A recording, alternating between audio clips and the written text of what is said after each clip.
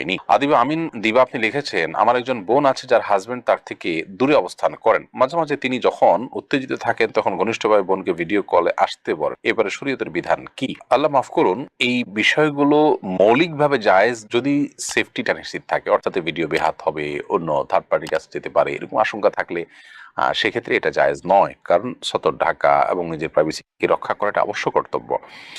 আর এই সাধারণত যে সমস্ত অ্যাপগুলোর মাধ্যমে ভিডিও কল করা হয়, এগুলো আমি যতটুকু জানি যে সেগুলো সংশ্লিষ্ট কর্তৃপক্ষের মনিটরের সুযোগ থাকে, যদিও তারা ইন্ডিভিজুয়াল প্রত্যেকটা মানুষকে আলাদা আলাদা করে তারা মনিটর করার সুযোগ পায় না।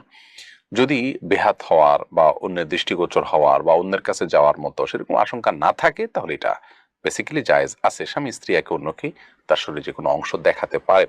তবে এগুলোর ফলশ্রুতিতে তাদের উত্তেজনা আরো বেশি বৃদ্ধি হবে, এর ফলশ্রুতিতে তারা হারামে লিপ্ত হতে পারেন, জড়াতে পারেন। আর এই কারণে প্রবাসে খুব দীর্ঘ সময় স্ত্রী ছাড়া একজন স্বামীর বসবাস করা জায়েজ নয়, বা স্বামী ছাড়া স্ত্রীর বসবাস করা জায়েজ নয়। এই জন্যই তো প্রবাসে যথাসম্ভব এইভাবে দীর্ঘকাল অবস্থান করার যে একটা টেন্ডেন্সি বা একটা প্রবণতা আমাদের অনেকের মধ্যে আছে, সেখান থেকে আমাদের বেরিয়ে আসা উচিত।